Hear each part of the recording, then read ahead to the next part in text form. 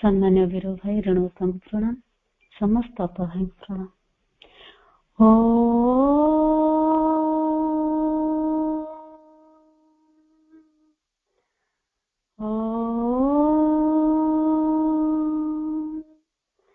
सुंदर तो सृष्टि रे आमे खोजुछु दृष्टि रे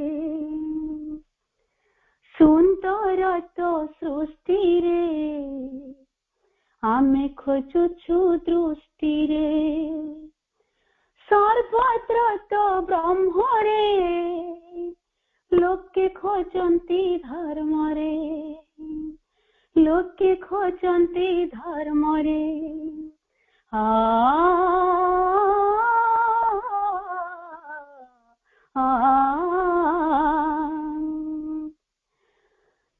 तुमे अच्छा हृदय रे आमे खोजुछु मंदिरे तुमे अच्छा हृदय रे आमे खोजुछु मंदिरे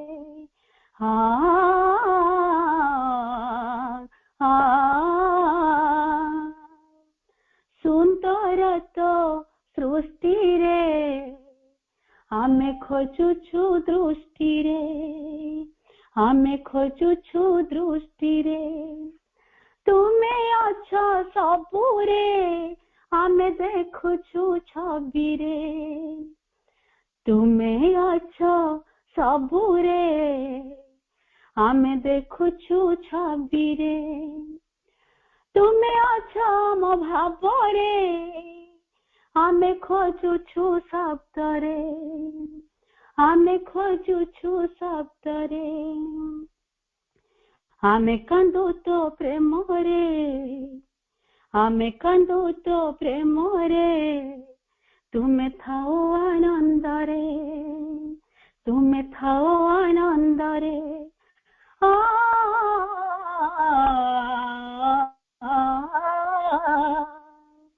सुंदर तो सृष्टि रे आमे खोजुछु दृष्टि रे आमे खोजुछु दृष्टि रे खोज चालू ओषा व्रत रे तुमे अच्छा समर्पण रे खोजी चालू ओषा व्रत रे खोजी चालू ओषा व्रत रे तुमे अच्छा समर्पण रे आमे कांदो निम्न मन रे तुमे अच्छा अंतर ज्ञान रे आमे कांदो आमे खोजु निम्न मन रे तुमे अच्छा अंतर ज्ञान रे आमे खोजु निम्न प्राण रे तुमे अच्छा दिव्य प्रेम रे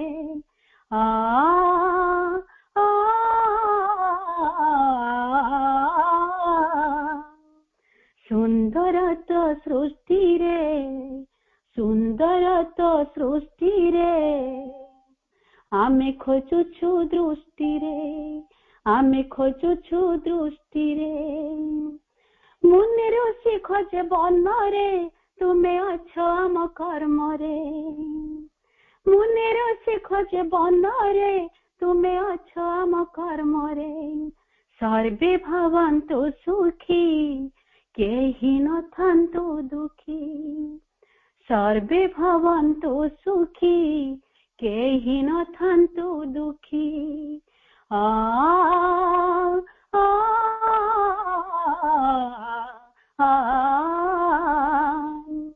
सुंदर तो सृष्टि रे आमे खोजुछु दृष्टि रे सर्वत्र तो ब्रह्म रे लोके खोजन्ति धर्म रे तुमे अच्छा हृदय रे आमे खोजुछु मंदिरे आमे खोजुछु मंदिरे सुंदर तो सृष्टि रे आमे खोजुछु दृष्टि रे माँ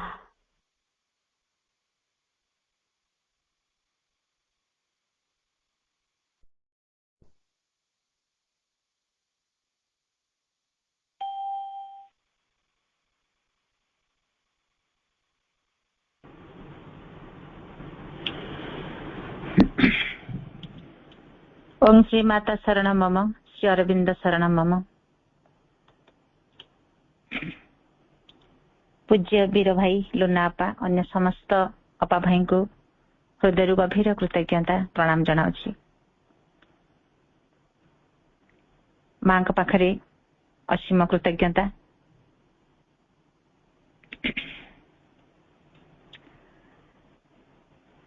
चंपकलाल स्पीक्स रो जतटी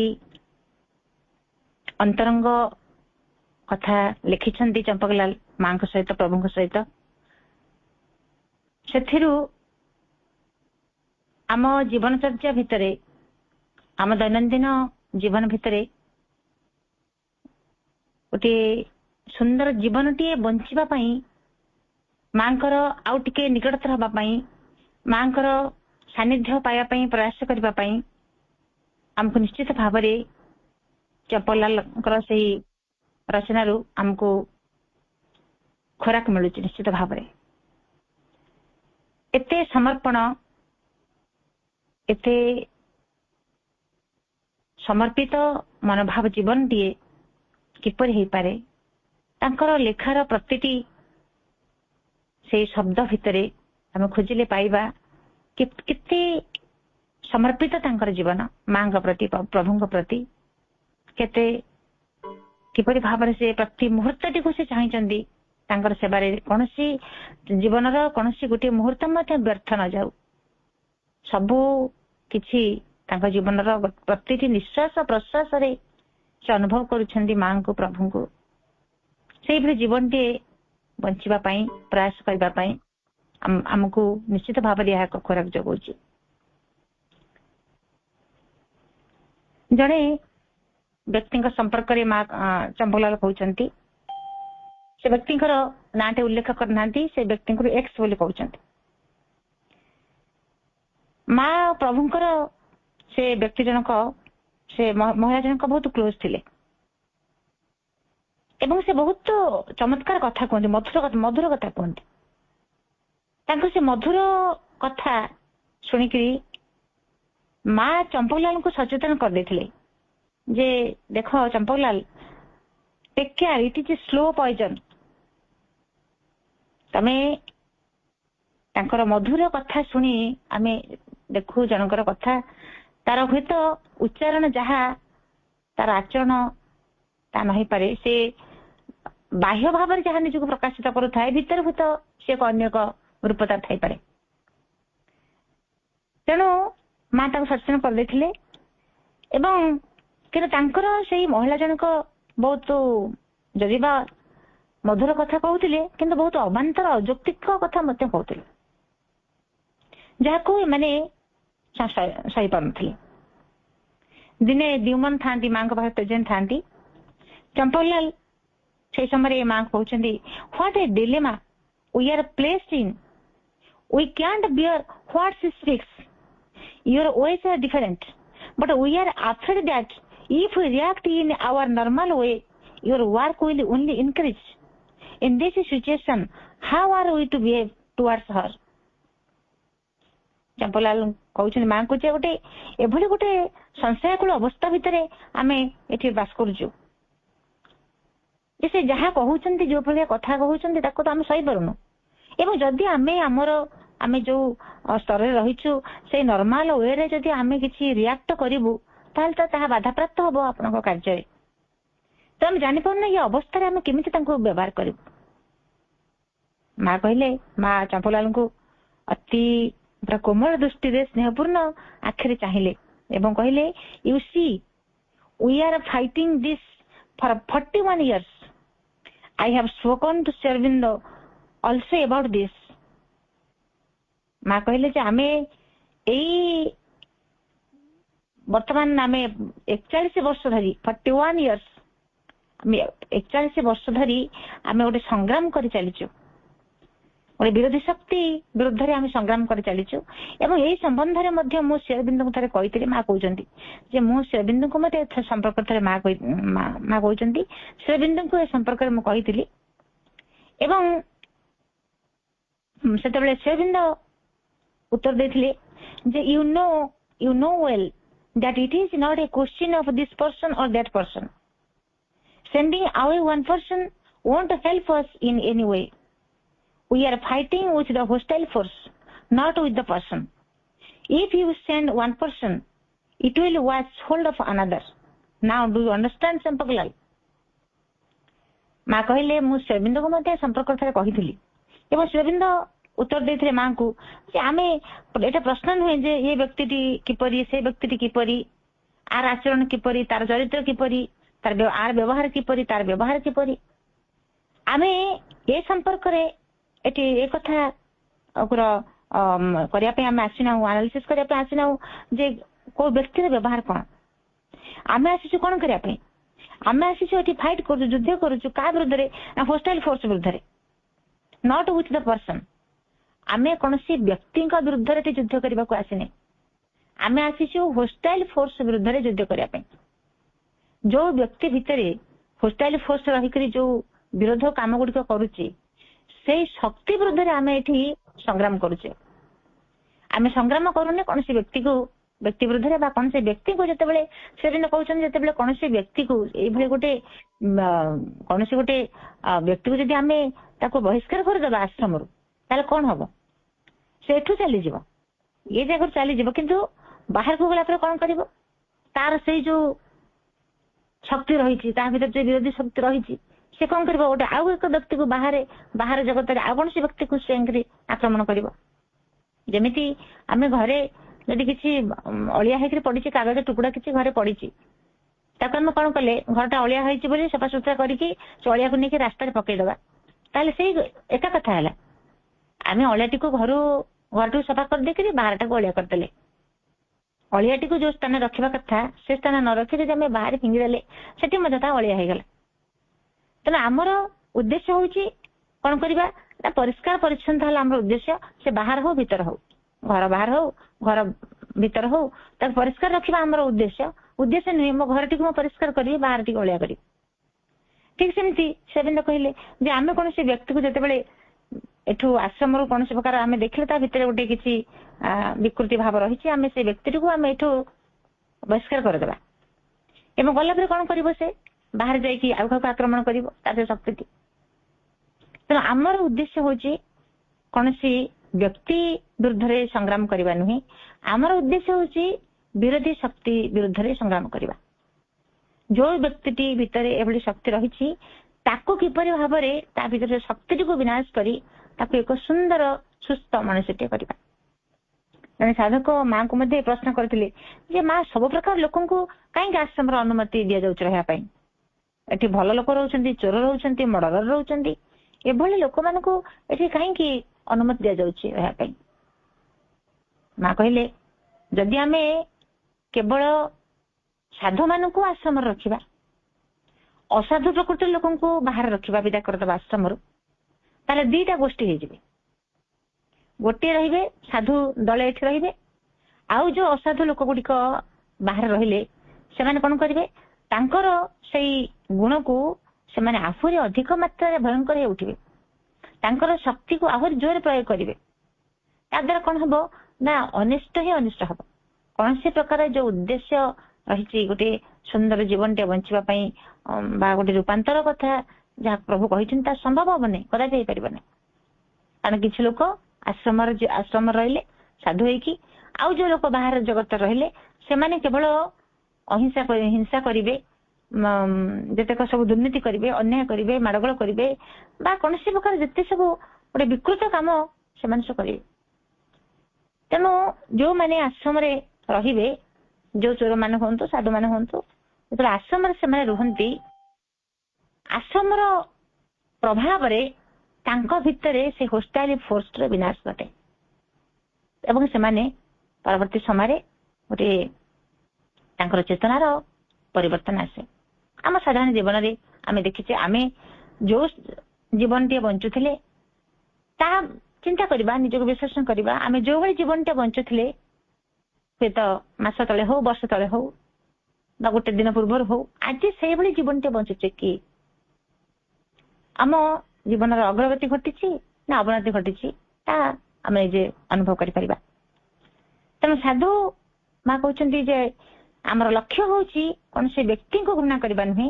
ଆମର ଲକ୍ଷ୍ୟ ହଉଛି ସେ ବ୍ୟକ୍ତି ଭିତରେ ଯୋଉ ହୋଷ୍ଟାଲି ଫୋଷ୍ଟ ରହିଛି ତାକୁ ଆମେ କିପରି ଭାବରେ ବିନାଶ କରିବା, ତାରି ବିରୁଦ୍ଧରେ ଆମର ସଂଗ୍ରାମ।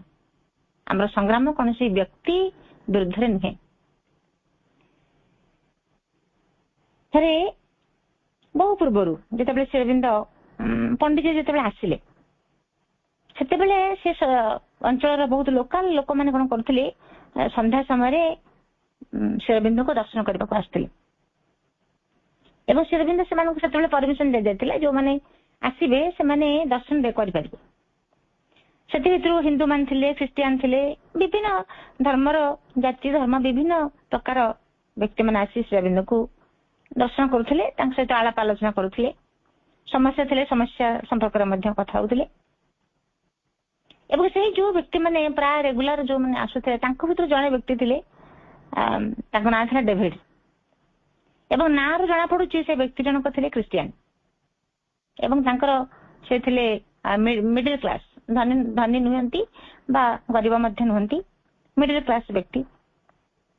ଏବଂ gradually as his contact with Sri Aurobindo increased, his financial situation improved, and due to his wealth and means, his reputation too increased. Soon he began to be counted among the very important citizens of the town. ସେ ବ୍ୟକ୍ତି ଜଣକ ଯେତେବେଳେ ଆଶ୍ରମକୁ ଆସିଲେ ଏବଂ ଶ୍ରୀଅରବିନ୍ଦଙ୍କର ସାନ୍ନିଧ୍ୟରେ ରହିଲେ, ସେତେବେଳେ ଦେଖାଗଲା ଯେ ତାଙ୍କର ଫାଇନାନ୍ସିଆଲ କଣ୍ଡିସନ ଗ୍ରୋ କରିବାର ଲାଗୁଛି, ବହୁତ ଇମ୍ପ୍ରୁଭ ସେ କରୁଛନ୍ତି। ଏବଂ ତାଙ୍କ ଫାଇନାନ୍ସିଆଲ କଣ୍ଡିସନ ଯେତେବେଳେ ସେ ଇମ୍ପ୍ରୁଭ କରୁଛନ୍ତି, ତାପରେ ସେ ଗୋଟେ ସେଠି ବହୁତ ଜଣାଶୁଣା ହେଇଗଲେ, ସେ ଜାଗାରେ ସେ ବହୁତ ପରିଚିତ ହେଇଗଲେ ଏବଂ ସେ ଟାଉନରେ ସେ ଜଣେ ଇମ୍ପୋର୍ଟାଣ୍ଟ ଲୋକ ଭାବରେ ମଧ୍ୟ ପରିଚିତ ହେଲେ। ଯେହେତୁ ତାଙ୍କ ପାଖରେ ପ୍ରଚୁର ସେ ଧନଶାଳୀ ହେଇଗଲେ, ତେଣୁ ସେ ଜଣେ ଇମ୍ପୋର୍ଟାଣ୍ଟ ବ୍ୟକ୍ତି ବା ଗୋଟିଏ ଧନୀ ବ୍ୟକ୍ତି ଭାବରେ ସେଠି ପରିଚିତ ହେଇଗଲେ। ତାପରେ ଦେଖାଗଲା ଯେ ଶ୍ରୀଅରବିନ୍ଦଙ୍କ ପାଖକୁ ରେଗୁଲାର ସେ ଯାଉଥିଲେ, ତାପରେ ତାଙ୍କ ଯିବାଟା ଆସ୍ତେ ଆସ୍ତେ କମିଗଲା ଏବଂ ତାପରେ କିଛି ଦିନ ପରେ ପୁରା ବନ୍ଦ ହେଇଗଲା। ସେ ଆଉ ଶ୍ରୀଅରବିନ୍ଦଙ୍କ ପାଖକୁ ଗଲେ ନାହିଁ। ଏବଂ ସେଇ ସମୟରେ ଡେଭିଡଙ୍କର ଜଣେ ବନ୍ଧୁ ଆସିକି କହିଲେ, ଆଶ୍ରମରେ ଆସି କହିଲେ ଯେ ସେ ବାହାରେ ବୁଲି ବୁଲି କହୁଛି ଯେ ମୁଁ ଆଜି ଯାହା କିଛି ହେଇଛି, ଯେତିକି ମୋ ଜୀବନରେ ମୁଁ ଆଜି କିଛି, ଯଦି ମୁଁ କିଛି ଧନୀ ହେଇଥାଏ, ମାନି ହେଇଥାଏ, ଯଦି ଆଜି ଗୋଟେ ବ୍ୟକ୍ତିତ୍ୱ ଭାବରେ ମୁଁ ଗୋଟେ ଧନୀ ବ୍ୟକ୍ତି ଭାବରେ ସହର ଯଦି ପରିଚିତ ଯଦି ମୁଁ ହେଇଥାଏ, ସେଥିପାଇଁ କେବଳ ମୁଁ ମୋ ନିଜ କାପାସିଟି ପାଇଁ ମୁଁ ହେଇଛି। ଶ୍ରୀ ଅରବିନ୍ଦଙ୍କର ଗ୍ରେସ୍ କିଛି ନାହିଁ। କାରଣ କିଛି ତାଙ୍କୁ କହିଲେ ଯେ ଯେହେତୁ ତୁମେ ଶ୍ରୀଅରବିନ୍ଦଙ୍କ ପାଖକୁ ରେଗୁଲାର ଯାଉଥିଲ ଏବଂ ପ୍ରଭୁଙ୍କର ଶ୍ରୀଅରବିନ୍ଦଙ୍କର ହୁଏତ ଦିବ୍ୟ ସାନ୍ନିଧ୍ୟ ଦ୍ଵାରା ତୁମେ ଇମ୍ପ୍ରୁଭ ହେଇଛି। ଏବଂ ସେ କହିଲେ ନା ନା, ସେ ସବୁ କିଛି ନାହିଁ, ଶ୍ରୀଅରବିନ୍ଦଙ୍କର ଗ୍ରେସ୍ ଏଥିରେ କିଛି ନାହିଁ। ଯାହା ସବୁ ହେଇଛି ମୁଁ ମୋ ନିଜର କାପାସିଟି, ମୋର କଳ ବଳ କୌଶଳ ଲଗେଇକରି ମୁଁ ଆଜି ଯେ ଧନୀ ବ୍ୟକ୍ତିଟିଏ ହେଇପାରିଛି, ସେଥିପାଇଁ ମୋର କଳ ବଳ କୌଶଳ ମୁଁ ପ୍ରୟୋଗ କରିକିରି ମଣିଷଟିଏ ମଣିଷ ହେଇଛି, ଏଥିରେ ଶ୍ରୀଅରବିନ୍ଦଙ୍କର କୌଣସି ହାତ ନାହିଁ। ଏକଥା ଶୁଣିକରି Sri Aurobindo smiled and merely asked, is that so? I did not know that. Sri Aurobindo କହୁଛନ୍ତି, ସତେ କି ମୁଁ ଏକଥା ଜାଣିନଥିଲି। ଏବଂ ଏଭଳି ଜଣେ ବ୍ୟକ୍ତିଙ୍କର ଅଜ୍ଞାନତା ପାଇଁ କେବଳ ହସିଦବା ଛଡା ଆଉ କଣ କରାଯାଇପାରେ? ଯୋଉ ବ୍ୟକ୍ତି ଶ୍ରୀଅରବିନ୍ଦଙ୍କର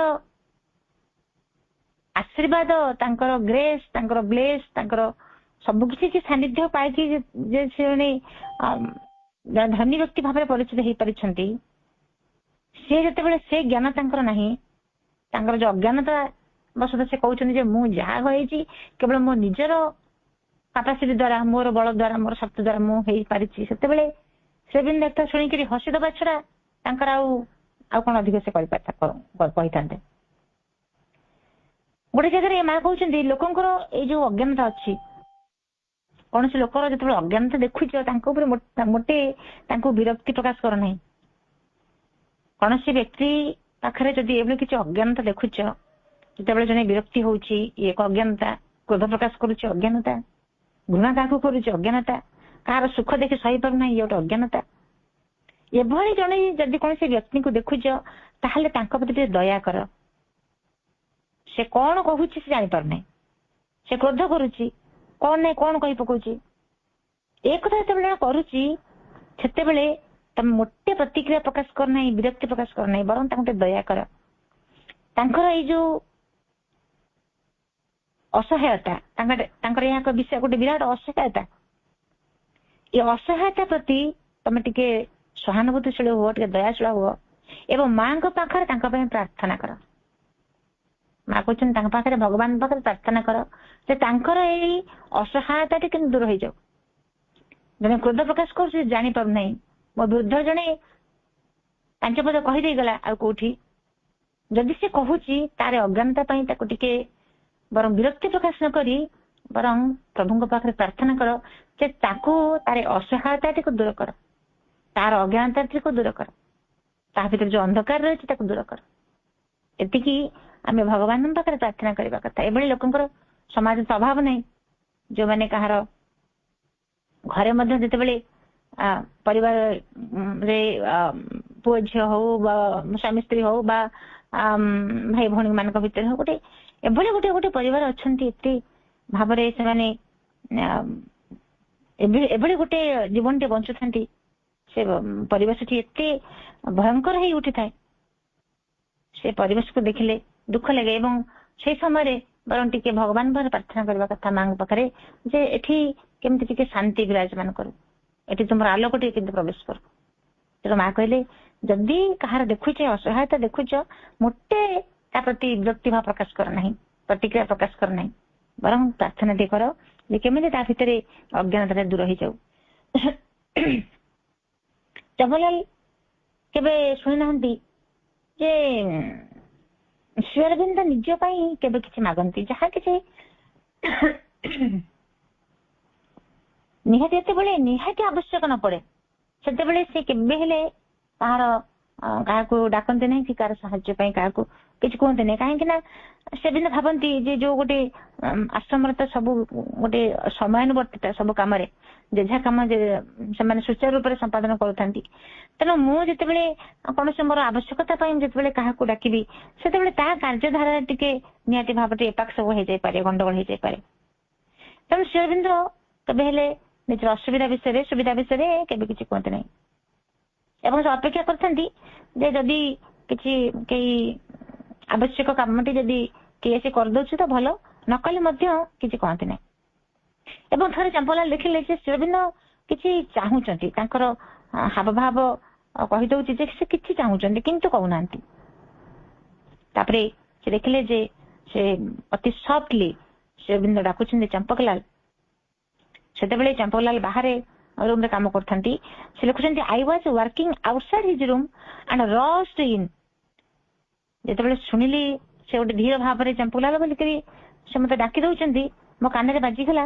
ମୁଁ ସେ ଅତି କ୍ଷିପ୍ର ଗତିରେ ସେ ଘର ଭିତରକୁ ପ୍ରବେଶ କଲି ଏବଂ ଦେଖିଲି slowly hesitantly he showed his handkerchief and said almost apologetically, ଦୁଃଖ ପ୍ରକାଶ ପୂର୍ବକ ସେ କହୁଛନ୍ତି, ଧୀର ଭାବରେ କହୁଛନ୍ତି ଇଟ ଇଜ ଟୁ ସ୍ମଲ। ସେଇ ରୁମାଲଟିକୁ ସେ କପଡା ଦେଖେଇକିରି ସେ କହୁଛନ୍ତି ଏଇଟା ଅତି ଛୋଟ, ଅର୍ଥାତ୍ ସେ ଟିକେ ଆଉ ଟିକେ ବଡ କପଡାଟେ ବୋଧେ ଚାହୁଁଛନ୍ତି, ତେଣୁ ସେ କହୁଛନ୍ତି ଯେ ଏଇଟା ଅତି ଛୋଟ। ଏକଥା ଶୁଣି ଚମ୍ପଲା କଣ କଲେ, କ୍ଷିପ୍ର ଗତିରେ ଗଲେ ଏବଂ ଗୋଟେ ବଡ କପଡାଟେ ଆଣିଲେ। ସେଇ ଯୋଉ ରୁମାଲଟି ସେଦିନ ଦିଆଯାଇଥିଲା ସେ ତାଙ୍କର ଝାଳ ପୋଛିବା ପାଇଁ ବ୍ୟବହାର କରୁଥିଲେ, ଯୋଉଟା କି ଛୋଟ ଥିଲା। ଏବଂ ନିରଦବରଣ ଶ୍ରୀ ଅରବିନ୍ଦଙ୍କ ଉଦ୍ଦେଶ୍ୟରେ ଗୋଟେ ଲେଖା ଲେଖିଥିଲେ ଯାହାର ଶୀର୍ଷକ ଥିଲା ଯଥାର୍ଥ ଭଦ୍ରଲୋକ। ତାଙ୍କ ପାଇଁ କେହି ହଇରାଣ ନ ହୁଅନ୍ତୁ, ଅନ୍ୟ କାହାର କାର୍ଯ୍ୟଧାରାରେ ବ୍ୟତିକ୍ରମ ନ ଘଟୁ, ସେଥିପାଇଁ କିଛି ଜିନିଷ ଆବଶ୍ୟକ ହେଲେ ମଧ୍ୟ ସେ କହୁନଥିଲେ ଏବଂ ନିହାତି ଆବଶ୍ୟକ ହେଲେ ସେ ଯାଇକରି ଅତି କହୁଥିଲେ ଏବଂ ପୁଣି କେମିତି କହୁଥିଲେ, ସୁଇଟଲି, ସଫ୍ଟଲି, ଆପୋଲୋଜେଟିକାଲି, ଅତି ଧୀର ଭାବରେ, ଶାନ୍ତ ଭାବରେ ସେ ଯାହା ଆବଶ୍ୟକ ସେ କଥା ମାଗୁଥିଲେ। ଥରେ ସତ୍ୟେନ୍ଦ୍ର କଣ କଲେ ନା ମା ଦୁର୍ଗାଙ୍କର ଗୋଟେ ପିକ୍ଚର ଶ୍ରୀ ଅରବିନ୍ଦଙ୍କୁ ଆଣିକି ଦେଖେଇଲେ। ଆମେ ଦେଖିଛୁ ଦୁର୍ଗାଙ୍କର ପିକ୍ଚରଟି କିପରି ଏବେ ତ ଦଶହରା ଯାଇଛି, ଆମେ ସମସ୍ତେ ଦେଖିଛେ ମା ଦୁର୍ଗାଙ୍କର କିପରି ଛବିଟି ତାଙ୍କ ପାଦ ତଳେ ରାକ୍ଷସଟି କିଭଳି ଭାବରେ କ୍ଷେତାକ୍ତ ହେଇକରି ପଡିଥାଏ ଏବଂ ସିଂହ ଉପରେ ଆସେନା ମା ତାକୁ କିଭଳି ଭାବରେ ଶର ଦ୍ୱାରା କେମିତି ତାର ଛାତିକୁ କେମିତି ବିଦ୍ଧ କରୁଥାନ୍ତି, ସେ ଦୃଶ୍ୟଟି ଆମେ ଦେଖିଛେ। ସେଇଭଳି ଏକ ପିକ୍ଚର ଦୁର୍ଗାଙ୍କର ସତ୍ୟେନ୍ଦ୍ର ଆଣିକରି ଶ୍ରୀଅରବିନ୍ଦକୁ ଦେଖିଲେ ଏବଂ ଶ୍ରୀଅରବିନ୍ଦ ଯେତେବେଳେ ଦେଖିଲେ ସେ ଚିତ୍ର ଦେଖୁଛନ୍ତି, ଶ୍ରୀଅରବିନ୍ଦ କହୁଛନ୍ତି ଦୁର୍ଗା ଆଣ୍ଡ ଦ ଅସୁର both look very happy and pleased. The asura is looking at the whole affair happily. A very living image, very spirited. It is full of life. Especially the lion biting the hand of the asura is very living, and also the posture of the goddess. That was one quality about the Indian sculptures.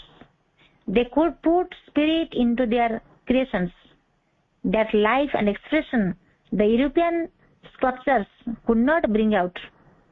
Durga's posture is very natural and also her hands. ମା ସେଇ ଶ୍ରୀଅରବିନ୍ଦ ସେଇ ଯେତେବେଳେ ଦେଖିଲେ ସେ କହୁଛନ୍ତି ଯେ ଏଇ ଦୁର୍ଗା ଏବଂ ଅସୁର ଦି ଜଣ ଯାକ ବହୁତ ତାଙ୍କ ସେଇ ଇମେଜରେ ବହୁତ ଆନନ୍ଦିତ ଦେଖାଯାଉଛନ୍ତି। ଯଦିବା ମାଙ୍କ ମୁଖମଣ୍ଡଳରେ କ୍ରୋଧର ଭାବ ରହିଛି, ଯେହେତୁ ସେ ହତ୍ୟା କରୁଛନ୍ତି, କ୍ରୋଧର ଭାବ ରହିଛି, କିନ୍ତୁ ସେ ଆନନ୍ଦିତ। କାହିଁକି ନା ଗୋଟେ ଅସୁରର ବିନାଶ ଘଟୁଛି।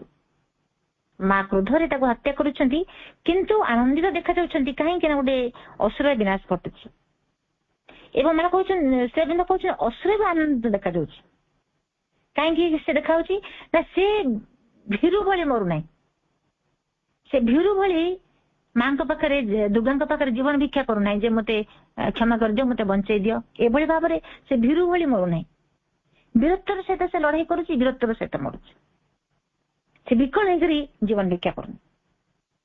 ତା ମୁହଁର ସେ ତାର ଭଙ୍ଗୀରେ କେମିତି ବୀରତ୍ୱ ରହିଛି, ତା ଆଖିରେ ବୀରତ୍ୱର ଭାବ ସ୍ପଷ୍ଟ ହେଇ ଉଠୁଛି। ତ ସେ କହୁଛନ୍ତି ଦି ଜଣ ଯାକ ଶ୍ରୀଅରବିନ୍ଦ ମା ଦୁର୍ଗା ଯେମିତି ଦେଖାଯାଉଛନ୍ତି ତାଙ୍କ ମୁଖମଣ୍ଡଳରେ ଗୋଟେ ଆନନ୍ଦର ଭାବ, ତାହା ଭିତରେ ମଧ୍ୟ ଅସୁର ଭିତରେ ମଧ୍ୟ ଆନନ୍ଦର ଭାବ। ଏବଂ ସେ ଯୋଉ ଆମର ଯୋଉ ଶିଳ୍ପୀ ମାନଙ୍କର କଥା ଶ୍ରୀଅରବିନ୍ଦ ଲେଖୁଛନ୍ତି ଯେ ଆମର ଶିଳ୍ପୀ ମାନେ ଏପରି ଭାବରେ ଗୋଟେ ସ୍ପିରିଟକୁ ବା ଗୋଟେ ଆତ୍ମାକୁ ଏଭଳି ଭାବରେ ମାଙ୍କ ଭିତରେ ଏବଂ ସେ ଅସୁର ଭିତରେ, ସେ ସିଂହ ଭିତରେ ଏଭଳି ସ୍ପିରିଟଟେ ସେମାନେ ଦେଇଥାନ୍ତି ଯାହାକି ପୁରା ଜୀବନ୍ତ ଲାଗେ, ଏକଦମ ଜୀବନ୍ତ। ସେ ଇମେଜ ଗୁଡିକ ଯେମିତି କଥା କହୁଛନ୍ତି ଏଇଭଳି ଭାବରେ ଜୀବନ୍ତ। ଯଦି ଆମେ ଗୋଟେ ମୂର୍ତ୍ତିଟିକୁ ମୂର୍ତ୍ତି ଭାବରେ ନ ଦେଖି ଯଦି ସତରେ ସେଇ ଆଖି ଭିତରେ, ସେଇ ଦୃଶ୍ୟ ଭିତରେ ଆମେ ମାଙ୍କୁ ଆବିଷ୍କାର କରିବାକୁ ଚେଷ୍ଟା କରିବା, ତାହେଲେ ଲାଗିବ ସତରେ ଯେମିତି ମୂର୍ତ୍ତି ଜୀବନ୍ତ, ଯାହାକି ସେ ମୂର୍ତ୍ତି ଭିତରେ ସେ ସତ୍ୟେନ୍ଦ୍ର ଯୋଉ ପିକ୍ଚରଟି ଦେଖେଇଲେ ତାର ଭିତରେ ଶ୍ରୀଅରବିନ୍ଦ ଯେମିତି ଦେଖିପାରିଲେ। ଏବଂ ଶ୍ରୀଅରବିନ୍ଦ କହୁଛନ୍ତି ଏତେ ସୁନ୍ଦର ଭାବରେ ସେମାନେ ଆତ୍ମାଟିକୁ ଭିତରେ, ସେମାନେ ସୃଷ୍ଟି ଭିତରେ, ସେ କ୍ରିଏସନ ଭିତରେ ଏଭଳି ଭାବରେ ସେ ଆତ୍ମାଟିକୁ ତା ଭିତରେ ଖଞ୍ଜି ଦେଇଛନ୍ତି ଯାହାକି ଜୀବନ୍ତ ଲାଗୁଛି। ଏବଂ ଯୋଉ ୟୁରୋପିଆନ ସ୍କଲ୍ପଚର ମାନେ ଅଛନ୍ତି ସେମାନେ ଏଭଳି କେବେ କରିପାରନ୍ତି ନାହିଁ, ସେମାନେ ସେ ଆତ୍ମାଟିକୁ ତା ଭିତରେ ଦେଇପାରନ୍ତି ନାହିଁ, ଯାହାକି ଆମ ଇଣ୍ଡିଆନ କଲଚର ଭିତରେ ବା ଆମର ଯୋଉ ଶିଳ୍ପୀ ମାନେ ଅଛନ୍ତି ସେମାନେ ଯାହା କରିପାରନ୍ତି ସେମାନେ ୟୁରୋପିଆନ ମାନେ ସେଭଳି କରିପାରନ୍ତି ନାହିଁ। ଥରେ ନଳିନ୍ଦା ମାଙ୍କୁ କହିଲେ ଯେ ଦି ଜଣ ସନ୍ନ୍ୟାସିନୀ ଆସିଛନ୍ତି ଏଠି ରହିବାକୁ ଚାହୁଁଛନ୍ତି ଆଶ୍ରମରେ। ତ ସନ୍ନ୍ୟାସିନୀଙ୍କ କଥା ଶୁଣି ମା କହିଲେ only if they stop wearing ochre robes. Ochre robes ହେଲା, ଓକ୍ରି ରୋବ୍ସ ହେଲା ଗୋଟେ ଗେରୁଆ ରଙ୍ଗର ଢିଲା ପୋଷାକ। ମା କହିଲେ ଯଦି ସେ ଗେରୁଆ ରଙ୍ଗର ଢିଲା ପୋଷାକ ଯଦି ନ ବ୍ୟବହାର କରିବେ, ନ ପିନ୍ଧିବେ, ତାହେଲେ ରହିପାରନ୍ତି ଏଠି, ମୋର ଆପତ୍ତି ନାହିଁ, କିନ୍ତୁ ସେଭଳି ପୋଷାକ ସେମାନେ ଏଠି ପରିଧାନ କରିବେ ନାହିଁ। ନଳିନ୍ଦା କହିଲେ yes mother, they will do that. ହଁ, ସେମାନେ ସେ ପୋଷାକ ସେମାନେ ପିନ୍ଧିବେ ନାହିଁ, ସାଧାରଣ ପୋଷାକ ପିନ୍ଧିବେ ଏବଂ ସେ ରହିବେ। ମଦର କହୁଛନ୍ତି this kind of insincere people I don't need here. ଏଭଳି ଇନସିନ୍ସିୟର ଯୋଉମାନେ ନିଷ୍ଠା ବିହୀନ, ଯୋଉମାନେ ଆନ୍ତରିକତା ବିହୀନ, ସେଭଳି ବ୍ୟକ୍ତି ମାନଙ୍କୁ ମୁଁ ଏଠାରେ ରହିବାକୁ ଚାହେଁ ନାହିଁ। ଏକଥା କହିଲା ପରେ ଅପଷ୍ଟେୟାରରେ ନଳିନ୍ଦା ଏବଂ ମା ଓହ୍ଲଉଛନ୍ତି। ସେତେବେଳେ ନଳିନ୍ଦା ପଚାରୁଛନ୍ତି ମାଙ୍କୁ ଯେ ମା କେମିତି ସେମାନଙ୍କୁ ଆମେ ଇନସିନ୍ସିୟର କହିବା, ନିଷ୍ଠାବିହୀନ ବୋଲି କେମିତି କହିବା? ସେମାନେ ନିଷ୍ଠାପର ନୁହନ୍ତି, କହିବା ନା, କହିପାରିବା ନାହିଁ ଯେ ସେମାନେ ନିଷ୍ଠାପର ବୋଲି ଯଦି ବା ଏଭଳି ରଙ୍ଗର ପୋଷାକ ପିନ୍ଧୁଛନ୍ତି। ମା କହିଲେ, you see this does not apply to everybody, it depends upon persons. ସମସ୍ତଙ୍କ ପ୍ରତି ଯଦି ବା ଏହା ଆମେ କହିପାରିବା ନାହିଁ ଯେ ଏଭଳି ରଙ୍ଗର ପୋଷାକ ପିନ୍ଧୁଥିବା ବ୍ୟକ୍ତି ମାନେ ସମସ୍ତେ ନିଷ୍ଠାପର ନୁହନ୍ତି, ନିଷ୍ଠାବିହୀନ, ସେ କଥା ଆମେ କହିପାରିବା ନାହିଁ। ତଥାପି ଏଭଳି ବ୍ୟକ୍ତି ମାନେ ଅନେକ ଅଛନ୍ତି ଯୋଉମାନେ କି ତାଙ୍କର ଲକ୍ଷ୍ୟ କଣ ସେଥିପ୍ରତି ନିଷ୍ଠାପର ନୁହନ୍ତି, ସେମାନଙ୍କର ଉଦ୍ଦେଶ୍ୟ କଣ ସେଥିପ୍ରତି ନିଷ୍ଠାପର ନୁହନ୍ତି, ଏବଂ ଯୋଉ ଧର୍ମକୁ ସେମାନେ ଗ୍ରହଣ କରିଛନ୍ତି ସେଇ ଧର୍ମର ଯିଏ ପ୍ରବର୍ତ୍ତକ, ସେଇ ମହାତ୍ମାଙ୍କର ଉଦ୍ଦେଶ୍ୟ କଣ, ତାଙ୍କର ଲକ୍ଷ୍ୟ କଣ, ତାକୁ ସେମାନେ ଗ୍ରହଣ କରିଛନ୍ତି ସିନା, କିନ୍ତୁ ସେଥିପ୍ରତି ମଧ୍ୟ ସେମାନେ ଅନୁରକ୍ତ ନୁହନ୍ତି, ନିଷ୍ଠାପର ନୁହନ୍ତି। କୋଉ ଉଦ୍ଦେଶ୍ୟରେ ସେଇ ଧର୍ମ ପ୍ରବର୍ତ୍ତକ କୋଉ ଉଦ୍ଦେଶ୍ୟରେ ବାଣୀ ପ୍ରଚାର କରୁଛନ୍ତି, କଣ କହିଛନ୍ତି, ସେ ବିଷୟରେ ମଧ୍ୟ ସେମାନେ ନିଷ୍ଠାପର ନୁହନ୍ତି। କିନ୍ତୁ ଯେମିତି ଆମ ସମାଜରେ ଏଇ ରଙ୍ଗର ପୋଷାକ ପିନ୍ଧିଲେ ଜଣେ ଏଇ ଧର୍ମର, ସେ ଧର୍ମର, ଏଇଭଳି ଯୋଉ ରହିଛି, ମୁଁ ସେସବୁ ଏଠାରେ ପସନ୍ଦ କରେ ନାହିଁ। ଜଣେ ବିନା ଏଇଭଳି ଭାବରେ ଗୋଟେ ୟୁନିଫର୍ମ, ଜଣେ ଏଇ ଧର୍ମର ଲୋକମାନେ ଏଇ ୟୁନିଫର୍ମ ବ୍ୟବହାର କରିବେ, ତାହା ମୋଟେ ଠିକ ନୁହେଁ। ଜଣେ ତାର ବେଶ ପୋଷାକରୁ ନୁହେଁ, ତାର ଆଚରଣରୁ ବା ତାର ଚେତନାରେ ସେ କେତେ ଦୂର କୋଉଠି ପହଞ୍ଚି ପାରୁଛି, ତାହା ହଉଛି ବଡ କଥା। ଏ ବେଶ ପୋଷାକ କେବେ ହେଲେ ଆମକୁ ସେ ଜାଗାରେ ପହଞ୍ଚି ପାରିବ ନାହିଁ। ଥରେ ବଂଶୀଧରଙ୍କର ଜନ୍ମଦିନ ଥାଏ। ଚମ୍ପଲାଲ ଭାବୁଛନ୍ତି ଯେ how nice it would be if mother wrote something for him. Champalal କହିଲେ, ଯଦି ବଂଶୀଧରଙ୍କର ଆଜି ଜନ୍ମଦିନ, ମା ଯଦି ତାଙ୍କ ପାଇଁ କିଛି, କାରଣ ମା ସେତେବେଳେ ଜନ୍ମଦିନ ମାନଙ୍କରେ ଭକ୍ତ ମାନଙ୍କୁ, ସାଧକ ମାନଙ୍କୁ ଲେଖିକିରି ତାଙ୍କର ବ୍ଲେସିଂ ଦିଅନ୍ତି ଏବଂ କିଛି ଲେଖିକିରି ଦିଅନ୍ତି। ଯଦି ଚମ୍ପଲାଲ ଭାବୁଛନ୍ତି ଯଦି ବଂଶୀଧରଙ୍କର କିଛି ମା ଲେଖିକିରି କିଛି ଦିଅନ୍ତେ, ତାହେଲେ ବହୁତ ଭଲ କଥା ହୁଅନ୍ତା। କିନ୍ତୁ ସେ କଥାଟି ମାଙ୍କୁ କହିପାରିଲେ ନାହିଁ। ମୁଁ ସେ ଭାବୁଛନ୍ତି ଯେ ବେଳେ ବେଳେ ସେ କଣ କରନ୍ତି, ଯେ ଅନ୍ୟ ସାଧକ ମାନଙ୍କ କଥା ବି ମାଙ୍କୁ କହିଛନ୍ତି, ମା ଆଜି ଏଇ ବ୍ୟକ୍ତିଙ୍କର ଜନ୍ମଦିନ, ଆପଣ ତାଙ୍କୁ କିଛି ଗୋଟେ ଲେଖିକି ଦିଅନ୍ତୁ। କିନ୍ତୁ ବଂଶୀଧରଙ୍କ ପାଇଁ କାହିଁକି କେଜାଣି ସେ କହିପାରିଲେ ନାହିଁ, ନୀରବ ରହିଲେ। ଏବଂ ବଂଶୀଧର ଯେତେବେଳେ ଆସିଲେ ମାଙ୍କୁ ପ୍ରଣାମ କରିବା ପାଇଁ, ସାଙ୍ଗରେ ଗୋଟେ ନୋଟବୁକ୍ ଆଣିଥାନ୍ତି, କଲମଟେ ଆଣିଥାନ୍ତି, ମାଙ୍କୁ ଗୀତ ଦେବେ, ମାଙ୍କୁ ଫୁଲ ଦେଲେ ଏବଂ ସେ ନୋଟବୁକ୍ କଲମଟେ ମଧ୍ୟ ମାଙ୍କୁ ଧରେଇ ଦେଲେ, କାରଣ ସେ ଆଣିଥାନ୍ତି ମାଙ୍କୁ ଦେବା ପାଇଁ। ମଦର ଓପନ୍ଡ ଦ notebook and said, oh, it is quite new. Shall I write something for you? ମା କହିଲେ ଯେ ଏଇ ଯୋଉ ନୋଟବୁକ୍ ରେ ମୁଁ ତୁମ ପାଇଁ କିଛି ଲେଖିପାରିବି କି? All right, mother, but I brought it to offer to mother. Banshidhar କହିଲେ, ହଁ ମା ଲେଖିବେ, ନିଶ୍ଚିତ ଭାବେ ଠିକ କଥା, କିନ୍ତୁ ଏଇଠି ମୁଁ ଆପଣ ପାଇଁ ଆଣିଥିଲି।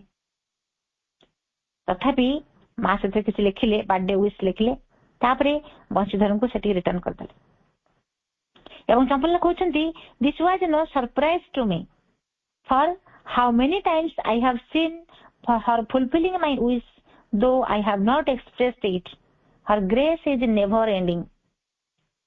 ଚମ୍ପଲାଲ କହୁଛନ୍ତି ଯେ ମୁଁ ଆଶ୍ଚର୍ଯ୍ୟ ହେଲି ନାହିଁ ଯେତେବେଳେ ମୁଁ ଇଚ୍ଛା କରିଥିଲି ଯେ ମା କିଛି ବଂଶୀଧର ପାଇଁ କିଛି ବାର୍ଥଡେ ୱିଶ୍ କିଛି ଲେଖିକି ଦିଅନ୍ତୁ ବୋଲି।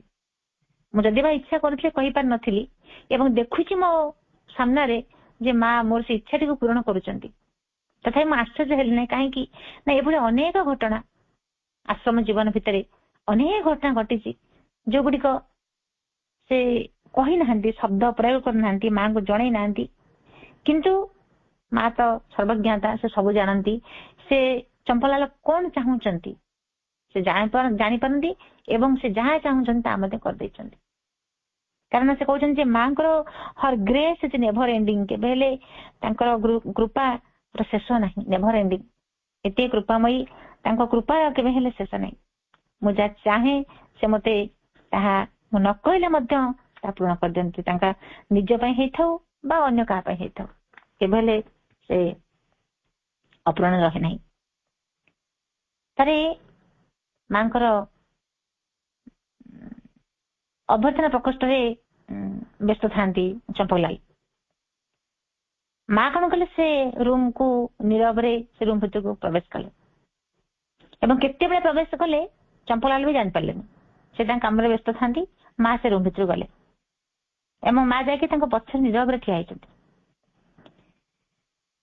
ଏବଂ ଯେତେବେଳେ ତାଙ୍କୁ ଲାଗିଲା ଯେ ତାଙ୍କ କାନରେ କିଛି ଗୋଟିଏ କେହି ଜଣେ କଣ ରଖିଦେଲେ,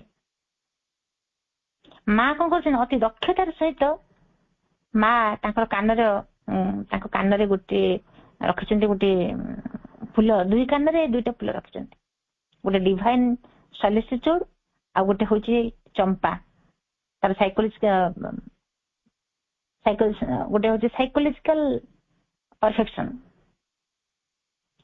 ଏବଂ ଏ ଦିଟା ଫୁଲକୁ ମା ତାଙ୍କର ଦୁଇ କାନରେ ରଖିଦେଇଛନ୍ତି। ଏବଂ ଯେତେବେଳେ ସେ ଟିକେ ସ୍ପର୍ଶ ଅନୁଭବ କଲେ ଯେ ହଁ କିଏ କଣ ଗୋଟେ ମୋ କାନରେ କିଏ ଜଣେ କିଛି ରଖୁଛି, ସେତେବେଳେ ସେ ବୁଲି ପଡିଲେ ଏବଂ ଦେଖିଲେ ତାଙ୍କ ପଛରେ ମା ଠିଆ ହେଇଛନ୍ତି, ହସୁଛନ୍ତି। ଏବଂ ସେ ଦେଖୁଛନ୍ତି, when I looked up at her, I saw her eyes were full of affection and compassion. What grace! ଯେତେବେଳେ ମୁଁ ବୁଲି ପଡି ଦେଖିଲି ମୋ ପଛରେ ଛିଡା ହେଇଛନ୍ତି ମା ଏବଂ ତାଙ୍କ ଆଖିରେ ଆଫେକ୍ସନ, ଦୟା, କରୁଣା, ପ୍ରେମ, ସ୍ନେହ ଭର୍ତ୍ତି ହେଇକି ରହିଛି। କେତେ ଗ୍ରେସ୍ ତାଙ୍କର! ଯେମିତି ଲହୁଣୀ ଯେମିତି ତରଳି ଯାଏ, ମାଙ୍କର ସେଇ କୃପା ଦୃଷ୍ଟି, ତାଙ୍କର ସେଇ ସଜଳ ଆଖି ଦିଟି ଯେତେବେଳେ ସେ ଚାହିଁ ଦେଇଛନ୍ତି, ଯୋଉ ଆଖିରେ କେତେ ସ୍ନେହ, କେତେ ଶ୍ରଦ୍ଧା, କେତେ ଭକ୍ତି ରହିଛି, କେତେ ସ୍ନେହ ଶ୍ରଦ୍ଧା ରହିଛି, ସେତେବେଳେ ଚମ୍ପଲାଲ କଣ କରୁଛନ୍ତି ନା ଗୋଟେ ଅସୀମ ଭକ୍ତିରେ, ସମର୍ପଣରେ ଯେମିତି ଲୁଟି ପଡିବେ ମାଙ୍କର ପାଦ ପଦ୍ମରେ। ସବୁବେଳେ ମାଙ୍କର ସେଇ କୃପାଟି ତାଙ୍କ ଉପରେ ସବୁବେଳେ ପ୍ରତି ମୁହୂର୍ତ୍ତରେ ସେ ଅନୁଭବ କରୁଛନ୍ତି ଯେ କେମିତି ମା ତାଙ୍କ ପ୍ରତି କୃପା କରୁଛନ୍ତି। ଥରେ ମା ଶ୍ରୀଅରବିନ୍ଦଙ୍କ ରୁମକୁ ଆସିଲେ, ସେତେବେଳେ ଆସିକି କପାଳୀ ଶାସ୍ତ୍ରୀଙ୍କ ଡିଭୋସନ ଆଉ ତାଙ୍କର କେତେ ଓପନିଂ ସେ ଅଛନ୍ତି ସେ ସମ୍ବନ୍ଧରେ ଶ୍ରୀଅରବିନ୍ଦଙ୍କୁ କହିଲେ। ଏବଂ ପୁଣି ମା କହିଲେ ଯେ ଶ୍ରୀଅରବିନ୍ଦଙ୍କୁ ଯେ ମୁଁ 2 ଦିନ ହେଲା ଦେଖୁଛି ଯେ ରମଣ ମହର୍ଷି 2 ଦିନ ଧରି ମୋ ପାଖକୁ ଆସୁଛନ୍ତି ଏବଂ 2 ଦିନ ଧରି ମୋ ପାଖକୁ ଆସୁଥିଲେ। ସେତେବେଳେ ମୁଁ ଜାଣିନଥିଲି ଯେ ସେ ଶରୀର ତ୍ୟାଗ କରିଛନ୍ତି ବୋଲି। ଏବଂ 2 ଦିନ ପୂର୍ବରୁ ଥରେ ରମଣ ମହର୍ଷି ହଉଛନ୍ତି ଆମର ଭାରତୀୟ ଜଣେ ହିନ୍ଦୁ ସନ୍ନ୍ୟାସୀ, ସେ ତାମିଲନାଡୁରେ ଜନ୍ମ ହେଇଥିଲେ। ତାଙ୍କର ସେ ଶରୀର ତ୍ୟାଗ କଲେ 1950 ମସିହା ଏପ୍ରିଲ 14ରେ। ଏବଂ ତାଙ୍କ ଶରୀର ଯୋଉଦିନ ସେ ଶରୀର ତ୍ୟାଗ କଲେ, ସେ ସମୟରେ ମା କଣ କରୁଥିଲେ ନା ପ୍ଲେ ଗ୍ରାଉଣ୍ଡ ରେ ସେତେବେଳେ ଗୋଟେ ଆଉଟଡୋର ରେ ଫ୍ରେଞ୍ଚ କ୍ଲାସ ନଉଥିଲେ ପିଲାମାନଙ୍କର, ଫରାସୀ ଭାଷାରେ ପିଲାମାନଙ୍କୁ ଶିକ୍ଷା ଦଉଥିଲେ। ସେ କ୍ଲାସ ନଉଥିବା ସମୟରେ ମା ଦେଖିଲେ ସେ ସନ୍ଧ୍ୟା ଆକାଶରେ, ସେ ସନ୍ଧ୍ୟା ଆକାଶକୁ ଅନେଇ ଦେଖିଲେ ଗୋଟେ ବିରାଟ ଉଜ୍ଜଳ ତାରା ଅତିକ୍ରମ କରିଯିବାର ଦେଖିଲେ। ଏବଂ ମା କହିଲେ ଏ ଗ୍ରେଟ୍ ସୋଲ ହାଜ ପାସ୍ଡ ଆୱେ, ଏକ ବିରାଟ ଆତ୍ମା ବର୍ତ୍ତମାନ ଚାଲିଗଲା।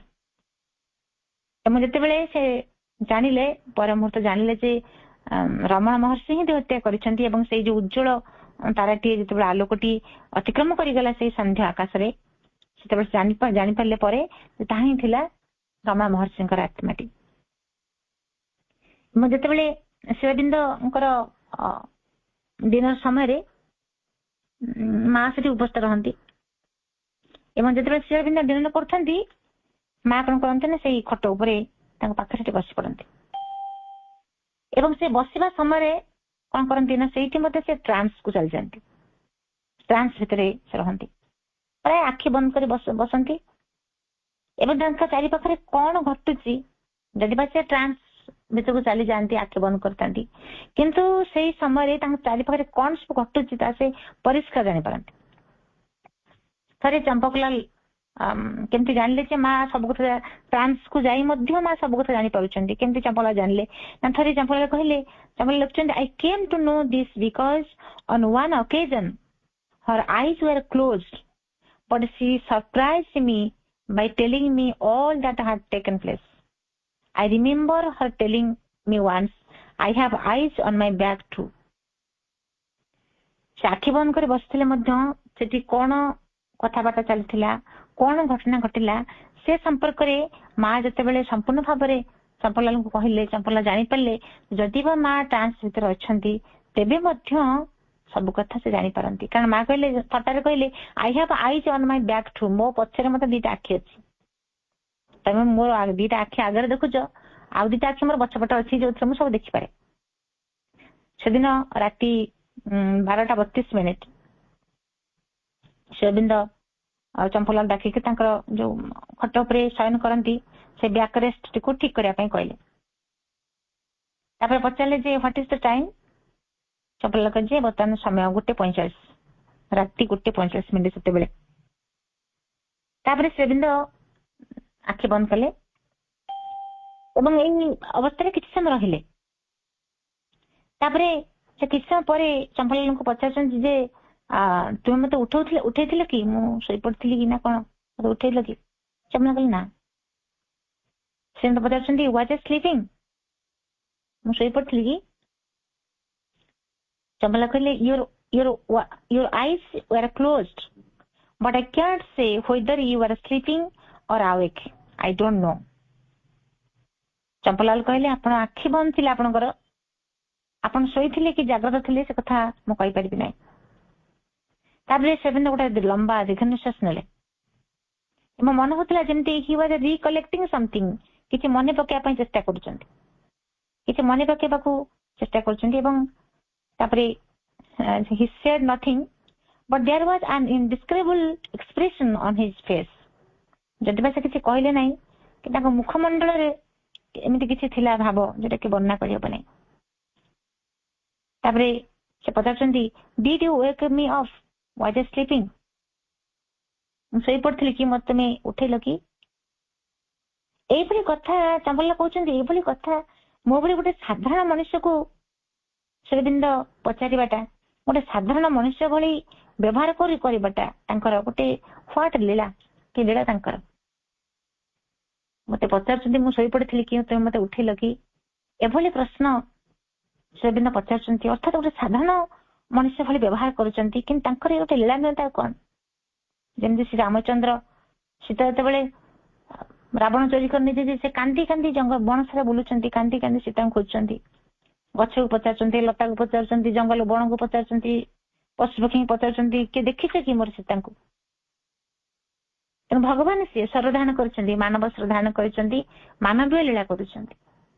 ଯଦି ବା ସେ ଚାହିଁଥିଲେ, ତାଙ୍କ ଦିବ୍ୟ ଦୃଷ୍ଟିରେ ସେ ଜାଣିଛନ୍ତି ସବୁ କଥା ତାଙ୍କର, ସେ ଯଦି ବା ଜାଣିଛନ୍ତି ତଥାପି ସେ ମାନବୀୟ ଲୀଳା ତାଙ୍କର, ସେ ପଚାରୁଛନ୍ତି ସୀତା କାହାନ୍ତି, ସୀତା କାହାନ୍ତି? ଜଙ୍ଗଲର ସବୁ କିଛି ଗଛ ଲତା ପଶୁ ପକ୍ଷୀ ସମସ୍ତଙ୍କୁ ପଚାରୁଛନ୍ତି ସୀତା କାହାନ୍ତି। ତେଣୁ ମାନବ ଶରୀର ଧାରଣ କରିକି ମାନବ ଲୀଳା ତାଙ୍କର, ଦେବତ୍ୱ ଲାଭ କରିକି ଦେବଲୀଳା। ସେଦିନ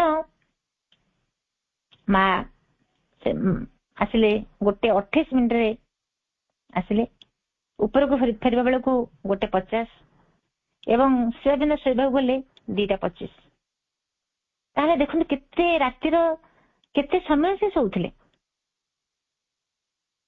ଆମେ ପଢିଛେ ମା ମାତ୍ର 2 ଘଣ୍ଟା ଶୋଉଥିଲେ। ଶ୍ରୀ ଅରବିନ୍ଦ ଉଜାଗର ରହିକରି କି ଅମୂଲ୍ୟ ଗ୍ରନ୍ଥ ଲେଖୁଥିଲେ ଆମ ପାଇଁ, ଯାହା ସବୁ କରିଛନ୍ତି, ଯେତେ ସବୁ ତ୍ୟାଗ ତାଙ୍କ ଜୀବନରେ, ସ୍ୱଳ୍ପ ଖାଦ୍ୟ ଗ୍ରହଣ, ଶୟନକୁ ପରିତ୍ୟାଗ କରିଛନ୍ତି ଜୀବନରେ, ଆମ ପାଇଁ କେତେ କେତେ ଅମୂଲ୍ୟ ଗ୍ରନ୍ଥ ଉଜାଗର ରହିକି ଲେଖିଛନ୍ତି, ମା ଲେଖିଛନ୍ତି, ପ୍ରଭୁ ଲେଖିଛନ୍ତି। ଆମ ଜୀବନକୁ ଗୋଟେ ସୁଧାରିବା ପାଇଁ, ଆମ ଜୀବନକୁ ଗୋଟେ ସେ ଦିବ୍ୟ ରାସ୍ତାରେ ନବା ପାଇଁ ଆମ ପାଇଁ କେତେ ଅମୂଲ୍ୟ ସୁଯୋଗଟିଏ ପ୍ରଭୁ ଆମ ହାତରେ ଆଣି ଦେଇଛନ୍ତି। ତେଣୁ ଆମେ ତାକୁ ଏବେ ହେଲେ ଦୁରୁପଯୋଗ କରିବା କଥା ନୁହେଁ। ପ୍ରତ୍ୟେକ ଦିନ କିଛି ନା କିଛି ଆମେ ନିହାତି ଭାବରେ ଅଧ୍ୟୟନ କରିବା ଦରକାର। ମା ଯେତେବେଳେ ତଳକୁ ଆସିଲେ ପ୍ରଣାମ ପାଇଁ, ସାଧକ ମାନେ ଅପେକ୍ଷା କରିଥାନ୍ତି ପ୍ରଣାମ କରିବ ବୋଲି ମାଙ୍କୁ, ଏବଂ ଯେତେବେଳେ ମା ଆସି ଛିଡା ହେଇଛନ୍ତି, ଜଣେ ଆସିଲେ ପ୍ରଣାମ କରିବା ପାଇଁ, ମା ସେତେବେଳେ ସେ ପ୍ରଣାମ କରିବାକୁ ଆସୁଛନ୍ତି, ମା ଟ୍ରାନ୍ସକୁ ଚାଲିଗଲେ। ଏବଂ ଯେତେବେଳେ ସେ କେତେ ସମୟ ସେଇ ଭାବରେ ରହିଲେ ଜଣା ନାହିଁ। when she opened her eyes he was still standing there. it had taken 1 hour and 5 minutes. ଯେତେବେଳେ ମା ଆଖି ଖୋଲିଲେ, ଅର୍ଥାତ୍ ଯେତେବେଳେ ସଚେତନ ହେଲେ, ଟ୍ରାନ୍ସରୁ ବାହାରି ଆସିଲେ, ସେତେବେଳେ ଦେଖିଲେ ମା ଯେମିତି ଆସିକି ଠିଆ ହେଇଥିଲେ ଯୋଉ ଜାଗାରେ, ସେଇଠି ଠିଆ ହେଇଛନ୍ତି। 1 ଘଣ୍ଟା 5 ମିନିଟ ପର୍ଯ୍ୟନ୍ତ ମା ସେ ଠିଆ ହେଇଛନ୍ତି। ସେଦିନ ମା ଲୋକମାନଙ୍କୁ ସାକ୍ଷାତ କରିବା ପାଇଁ ସକାଳ 6:44 ତାଙ୍କ ଡୋରଟିକୁ ସେ ଓପନ କଲେ। ଦର୍ଶନ ଦେଇକି ଯିବା ପରେ ପୁଣି 7:32 ପୁଣି ଆସିଲେ ଏବଂ 8:47 ପର୍ଯ୍ୟନ୍ତ ତାଙ୍କର ସାକ୍ଷାତ ଚାଲିଲା। ତାପରେ ଡୋର ବନ୍ଦ କଲା ପରେ ମା ଚମ୍ପଲାଲୁ କହୁଛନ୍ତି, "You can't even imagine how sick I become. It is suffocating. People are so deep in tamas, unconscious, and they don't even know it." ଚମ୍ପଲାଲଙ୍କୁ କହୁଛନ୍ତି, "ମା ଯେ ତୁମେ ଭାବି ପାରିବ ନାହିଁ ଯେ ମୁଁ କିପରି ଅସୁସ୍ଥ ଅନୁଭବ କରୁଛି। କାହିଁକି ନା ଯୋଉମାନେ ଆସୁଛନ୍ତି ସେମାନେ ଗୋଟେ ଗୋଟେ ଗଭୀର ତମସ ଭିତରେ, ଗୋଟେ ଅବଚେତନ ଭିତରେ ସେମାନେ ଜୀବନ ବଞ୍ଚୁଛନ୍ତି। ଏବଂ ଯେତେବେଳେ କଥା ମୁଁ ଜାଣୁଛି ସାକ୍ଷାତ ପାଇଁ ମତେ ଆସୁଛନ୍ତି, ପ୍ରଣାମ କରୁଛନ୍ତି, ସମସ୍ତେ ଯେ ଗୋଟେ ଉନ୍ନତ ଚେତନାରେ ଅଛନ୍ତି ସେ କଥା ନୁହେଁ। ଅନେକ ଛଳନା କରୁଛନ୍ତି। ସେମାନଙ୍କ ଭିତରେ ଯୋଉ ତାମସିକତା ରହିଛି, ଯୋଉ ଅଜ୍ଞାନତା ରହିଛି ଏବଂ ଯୋଉ ଅବଚେତନ ଭିତରେ ସେମାନେ ରହିଛନ୍ତି, ସେଇଠି ମାଙ୍କୁ ବହୁତ କଷ୍ଟ ଦିଏ। ସେମାନଙ୍କ ସହିତ ଯେତେବେଳେ ମା ସାକ୍ଷାତ କରନ୍ତି, ମା କହୁଛନ୍ତି ମତେ ଗୋଟେ ମୁଁ ସଫୋକେସନ ଫିଲ୍ କରେ। ମା ଯଦି ଚାହିଁବେ କ୍ଷଣିକ ମାତ୍ରକେ ସମସ୍ତଙ୍କୁ ବଦଳି ଦେଇପାରିବେ। ଯୋଉ ଅଜ୍ଞାନତା ଆମ ଭିତରେ ଅଛି, ଯୋଉମାନେ ପ୍ରଣାମ କରିବା ପାଇଁ ଆସୁଛନ୍ତି, ମା ଗୋଟେ କ୍ଷଣିକରେ ଚାହିଁଲେ ତାଙ୍କୁ ବଦଳି ଦେଇପାରିବେ। କିନ୍ତୁ ଏକଥା ଠିକ ନୁହେଁ। ପ୍ରଥମେ ବ୍ୟକ୍ତିକୁ ହିଁ ଚାହିଁବାକୁ ପଡିବ। ପ୍ରଥମେ ବ୍ୟକ୍ତିଟି ହିଁ ସେ ପ୍ରଥମେ ଆସ୍ଫୁରା କରିବ ବଦଳି ଯିବା ପାଇଁ, ତାପରେ ମା ତାଙ୍କର କାର୍ଯ୍ୟ କରିବ। ଆଉ ମୁଁ ବଦଳିବାକୁ ଚାହିଁବିନି, ମୁଁ ଆସ୍ଫୁରା କରିବିନି, କୃପା ଆସିବାର ବାଟ ଟିକେ ବନ୍ଦ କରିଦେବି ଆଉ କହିବି ଯେ ମା ମତେ କୃପା କଲେ ନାହିଁ। ଏହା ଅଜ୍ଞାନତା ନୁହଁ, ତାଉ କଣ? ତ ଯେତେ ଯେତେ ଆମ ଭିତରେ ଅଜ୍ଞାନତା ଅଛି, ଅନ୍ଧକାର ଅଛି, ତାମସିକତା ଅଛି, ମାକୁ କେତେ କଷ୍ଟ ହଉନଥିବ ଏସବୁ ଦେଖିକି। ମା ଚାହୁଁଛନ୍ତି ଆମେ ତାଙ୍କ ଆଡକୁ ଯିବା, ହାତ ବଢେଇଛନ୍ତି ମା, ଆମେ ଖାଲି ହାତଟିଏ ବଢେଇଦବା ଦରକାର। ଯଦି ଆମେ ହାତଟିଏ ବଢେଇଦବା, ମା ଆମକୁ ସେ ଦୁର୍ଗମ ପଥ ଅତିକ୍ରମ କରି ଊର୍ଦ୍ଧ୍ୱକୁ ନେଇଯିବେ, ଏତେ ସନ୍ଦେହ ନାହିଁ। ଆଜି ସମୟ ହେଇଯାଇଛି। ମାଙ୍କ ପାଦ ପଦ୍ମରେ ଆଜି ଆଲୋଚନାଟିକୁ ସମର୍ପଣ କରୁଛି। ସମସ୍ତଙ୍କୁ ପ୍ରଣାମ। ବନ୍ଦେ ମାତରମ୍। ମା